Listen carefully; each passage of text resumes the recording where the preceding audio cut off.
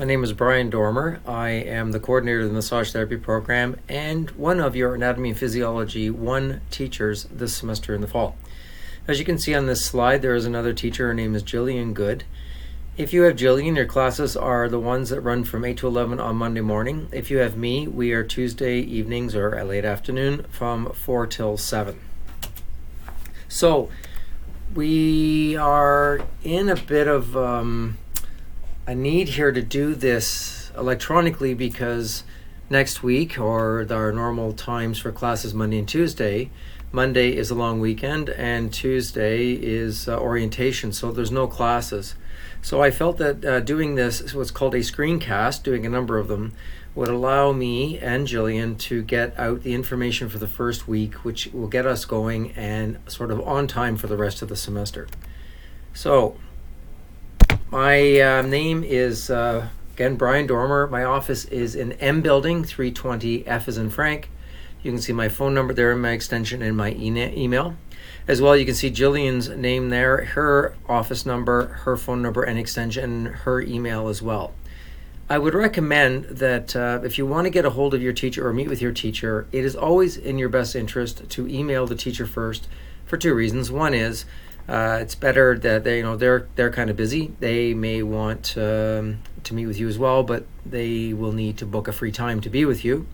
And number two, not all teachers have open door policy.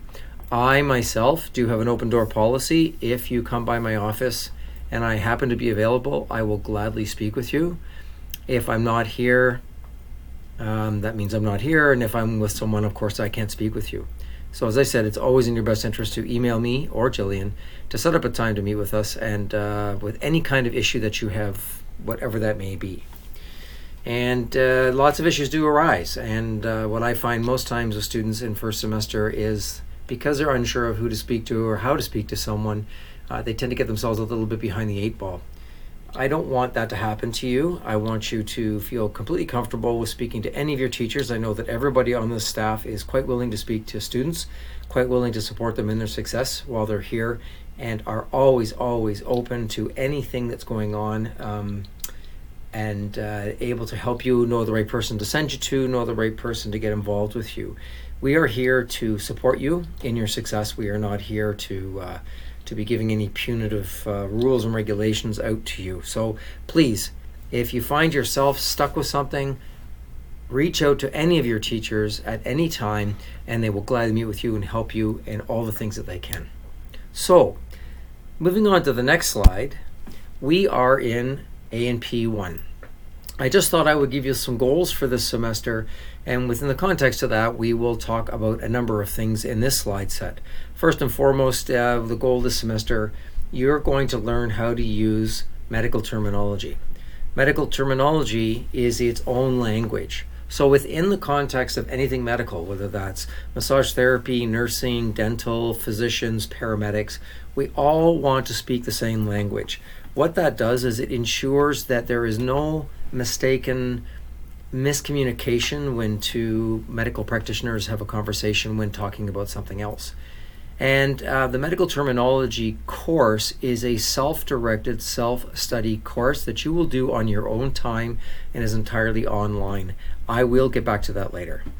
Number 2 goal, you will become familiar with the components of the human cell and its various functions. So we will be talking about the human cell. For some of you, this will all be review. The cell itself, the cell organelles, membrane transport, cell division, and so forth. Number 3, understand the structural organization of the body, because in A&P, Anatomy and Physiology, we'll be talking about the various systems and or parts of the human body. 4, complete understanding of the various types of tissues in the human body. This is pretty important to us as future massage therapists, because what is it that we deal with? More likely than not, we're dealing with our patients' tissues and issues that they're having there, and we're trying to fix and bring balance to that. 5, understand and describe the role of homeostasis. Homeostasis is the sense of balance in the body, and the body is always working and striving to achieve that balance, and there are a number of ways it does so. We'll be discussing that.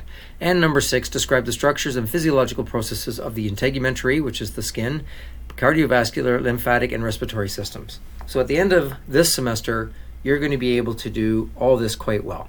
So I have my first question for you. What the hell has this got to do with massage? Maybe some of you thought that as a massage therapist, all we do is rub and touch people. We do.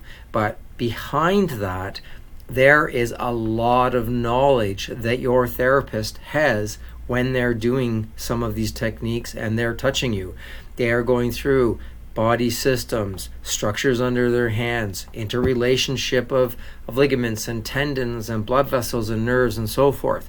So I want you to start to think about that all the courses that you're going to take in the ensuing semesters and this semester are all integral to being a great therapist. The one thing I do want to talk to you about today is the system that some of you may have come from in terms of how it relates to our expectations here. Many of you have, taken courses where you are, cramming at night and trying desperately to remember information, and when you've done your final exam, you forget about it and never think about it again. That is something that cannot happen in this program. I can assure you that every single bit of information and knowledge that you gain in every semester of this course will have to be remembered some other time in the course and as a practicing massage therapist down the road. There is nothing that you're going to take in this program that is of not importance or influence in you being a good practicing massage therapist. So I do want you to get in the habit of actually taking the time to remember everything as much as you can and try to hang on to it forever, because some of these things may not come up for a while, but some of them may come up sooner and some of them may come up later. So what are my expectations? First, I'd like you to take a moment and answer a question. You can pause the slide set at this point if you wish to, or you can ask yourself and answer it now. I will bring it up in class when we meet in a couple of weeks, but I would like you to think about the following. Why are you here, and what do you want from both this course and your proposed profession? So I want you to think about what you're doing here and what you want and what you're thinking you want in what you're moving forward to being a massage therapist. As I said, you can pause now and answer that question if you wish, or you can continue on with the slide set. And as I said, I will be bringing this up in class in a couple of weeks. So what am I expecting? First, I want you to know that you have to maintain a good grade. Now, a lot of you get stuck in the habit that you think you have to be on the dean's list for everything, and it's vitally important that you keep a 90 or better. I'm going to tell you that that is not always the best goal. This is a difficult course, and frankly, having a 90 or a 99 doesn't necessarily mean you're going to be any better therapist than someone who has an 80 or an 85. Remember, there are two components to this type of course. One is, of course, the knowledge, like you're taking now, or theory. The second is actually doing hands-on work as well. How do you take the information that you're learning, apply it to your hands when you're treating your patient, and those two components come together to your final marks and grades. But the mark at the end of the day is not what's important. At the end of the day, what's important is the knowledge that you learn here and moving forward with it so that you can treat your patients both knowledgeably and safely. At the end of the day, that's what you want. The second thing is to work as a team. This program is unique, and it's uniquely different than all the other programs that are offered here at Georgian. I feel, and have seen it many times because I've been the coordinator of this program for 15 years, when students work together as a team, they tend to be much more successful if for any other reason each of you understands the type of stresses and challenges and expectations that this course has on you. So you can help each other along, because it's going to be a bit of a challenge as you move through. You're going to find that you have some content and theory that you just can breeze through, another content or theory that you really struggle with. So if you all work together, you are probably going to be much more successful than trying to work alone. So as I say here in brackets, you are the only ones striving for this goal and the only ones who will understand the demands of this program.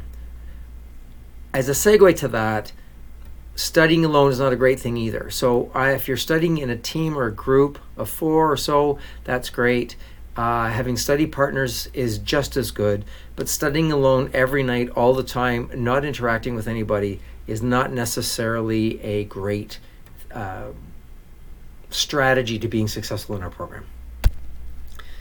And last but certainly not least, or not one of the ones, respect and maturity towards your instructors, which includes me. I believe that we're all in this together, that I'm going to learn as much from you as you are from me, and that I'm a human being. I may make some mistakes, and that's okay. I really do appreciate it when students pick out mistakes that I may make, whether that be evidence they bring to me out of a textbook or something that they've written or read or whatever. The only thing I ask is that if you are talking to a teacher and you have questions and or concerns, that you do it in a professional and a mature manner. The last is keep good lines of communication between yourselves and your instructors. I know as a coordinator that the staff in this program are here for you. They are not here to fail you. They are here to help you be successful. If you take the time to communicate with them and find lines of communication with your teachers, they will want that. They will be happy about that, and they are willing and will give you all the information that you think you need to be successful. And they will also help you with maybe some strategies and or answers to questions outside of this that you need. One thing I pride very much at Georgian College is that we have a student services here that helps students in a myriad of issues. They may help a student who's having academic problems. They may help a student who's having housing problems. They may help a student who's having emotional or psychological or addiction or family or relationship or money problems. Any of them. I've seen them all. So keeping a good line of communication between yourself and your instructors will only benefit you in defining answers to problems or challenges you may have in your life. Please do keep this in mind. So there's a few things I want to go through formally before I end this slide set, and that is the course outline, the course syllabus, our evaluation schedule for the semester, and the recommended reading list for this course, and your policies and responsibilities, rights and responsibilities here at Georgian. So I'm just going to drop this slide down a bit and go to our area of where we'll find those things. So the first thing I'm showing you here is something called Blackboard. So I'm going to go back to Blackboard here, and I think what I'm going to do is go out completely. And I'm going to start at the beginning again as though I was you, and you'll see the front page there. Mine looks a lot different than yours because I have a lot more information due to the fact that I'm a teacher. But when you go into Blackboard, you will see here in the middle the courses that you're registered for. So obviously, with some of you with me are here for A&P for Massage 01. It says not currently available. I will be making it available prior to next week if you and you likely that's how you're going to see it, so a bit of a misnomer, but it will be available to you. Within here you'll see there are announcements, of which I have not created one yet. Over here on the left hand side you'll see course information, faculty information, course content, which is important, and assignments. So I'm going to start working my way through here. The first place I'm going to go is to course information, and we'll see here first and foremost we have the course outline and the course syllabus. The outline, which I'm going to bring up here, is the official document with the college. I am going to tell you now that, and you're going to hear this from your other teachers, it is vitally important that you print these off and put them in a fireproof safe and keep them for as long as you possibly can. You never know when you need these. Some of you may decide you don't want to go into massage therapy, want to go to a different course. At the end of this, they may want to know the marks in some of the courses you were successful in to get exemptions. Maybe you do the massage course, you want to move forward into a degree or something, and you're looking for exemptions there. You'll need, for these sorts of things, you will need these outlines. So it's vitally important that you keep them. What's important to you is the course description, which says we're here to examine the normal structure and function of the human body. This includes medical language, which enhances your understanding of terminology. We're going to focus on cells and tissues, healing and inflammation, and then the respiratory, cardiac, lymphatic, and integumentary systems. So we're going to be covering those areas, and that's what's important. The content is the other part. So in here is all the things that we're going to take this semester throughout the 14 weeks we're together. Course evaluations, we have tests and quizzes and final comprehensive exam. And then down here, we're going to see the learning outcomes, which are here. These are the things that I'm held to hold you to, so that at the end, all these outcomes are based upon what you're going to be able to do when you finish this course at the end of the semester. There are 7 of them, and have a chance to read them if you do, and then this will give you a sense of what we're working on. What's more important, or to me what's more important, is the course syllabus, and this is another document that lets you know as to what's happening week by week as we work our way through in terms of what we wish to do and what we're going to do together. Sorry about the formatting. I don't know why it doesn't work in the read only, but you'll see the information here for me. So you're going to get one of these from Jill as well, and it's very similar. Her information is here, the same as mine. This is the map of the program. You'll see here on the left-hand side, the 14 weeks that constitutes the fall semester. So I said on the left is the weeks. Beside that is the unit of study throughout the 14 weeks. I have divided it between anatomy and physiology, and you will see that anything that pertains to anatomy is down here on the left-hand side all the way through. And then if it pertains to physiology, it's all the way down here on the right. Associated with this content are the pages and the textbook, which we use here, which I'll be getting to later, or here very shortly, all the pages that are related to this part of the lecture. So you'll go to these pages in regards to this content. It is highly recommended that you pre-read prior to class. Let me explain what pre-reading is. Pre-reading is not pre-learning. So the expectation isn't necessarily that you're going to have to study before you come to class. The idea is that you've read the material, you're familiar with it, and when you come to class, what you're hearing, you've kind of read on, and I'm going to expand upon it. A really good tool to use is when you're pre-reading is to maybe write down things that you don't understand when you're pre-reading. So that when you sit in the room with me when I'm lecturing or we're working together, you can remember what you didn't understand, and you can listen for those key parts in our discussions in class. If I answer the question, that's great. You can tick it off. If I don't, then it gives you an opportunity to ask a question to further clarify what you're having a challenge with. And if at the end of the day that doesn't work, it just reminds you to either speak to me or student services or something to work at getting to understand that information more. So what we're going to take, where to find it. The last part is your examinations and quizzes. So you'll see in week 2 and 3 we have quizzes. We have a test first test is in week 4. Then we have our midterm test week 7, and then quizzes 3, 4 in weeks 10, 11, tests 3 and 12, a quiz in 13, and then the final comprehensive exam. Comprehensive exam means that I will be examining any and all material that we took in the 14 weeks that we are together in this course.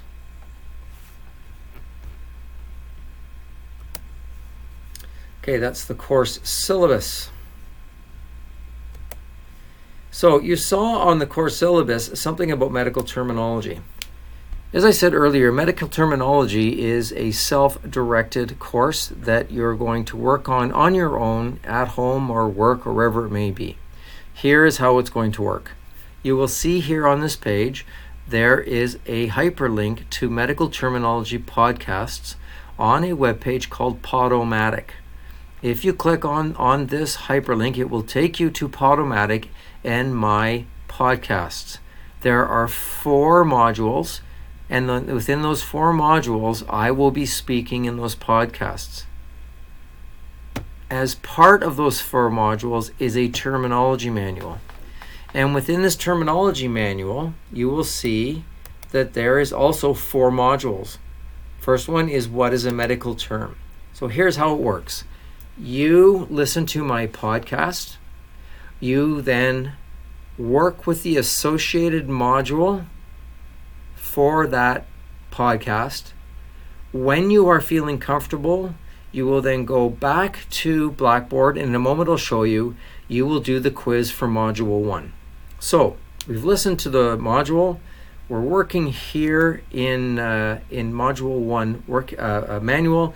You'll see that there's things that help you learn. There are questions, there are definitions to write out, there are multiple choice questions, and so forth. Once you feel comfortable enough, then what you will do is you will go back to Blackboard, and you will go to assignments, and you will see that here in assignments are 4 module quizzes, 1 through 4. So I listen to Module 1 lecture, I do the work in Module 1 terminology manual, and then when I'm feeling comfortable, I will do the Module 1 quiz.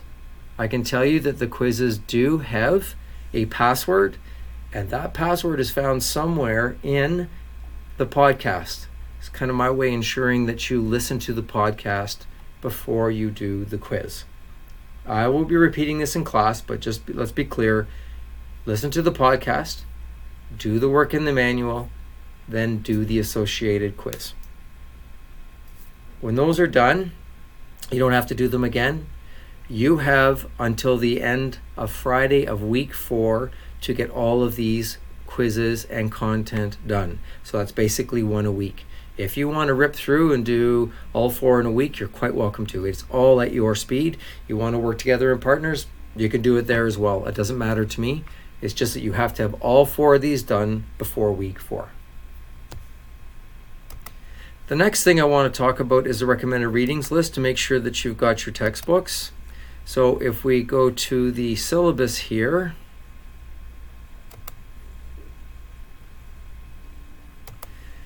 you will see in the bottom of the syllabus, or in this case the side, sorry, it's just a little different look for me. Here we go. Here's your required textbook for this course. It is the Principles of Anatomy and Physiology, the 15th edition. The author is Jay Tortora and Brian Dickerson, and the ISBN is here. This will be included in your textbook list for this course when you registered for this course through the college. I ask that you try to get the books as quickly as you can. If you have a financial situation that may become a little bit more of a challenge, again, like I said earlier, communicate to your teachers. Please take the time to communicate to your teacher that you may be having an issue. We understand that this can happen from time to time. We do have ways that can help you along with that. The other part I want is the evaluation schedule. So as you can see here in the evaluation schedule, which is part of the syllabus, there are a number of quizzes. There were 10% total. There are 2 tests worth 15, a midterm worth 15, and your final comprehensive worth 30. The medical terminology quizzes that I just spoke of, which are due at the end of week 4, they're worth 15% of your mark. So at the end of the day, this is how it sort of adds up to how you get your marks in this course. Again, any questions, certainly feel free to contact me. The last part is the policies, your rights and responsibilities as a student. Within the context of the syllabus are some hyperlinks. Here is where you find all the policies and procedures that both I have to abide by and you do as a school, as well if there's any sort of things that need to come out from the college. On your Blackboard, you will see that you have a sort of a communication area or a college area. This will help you in the technology part.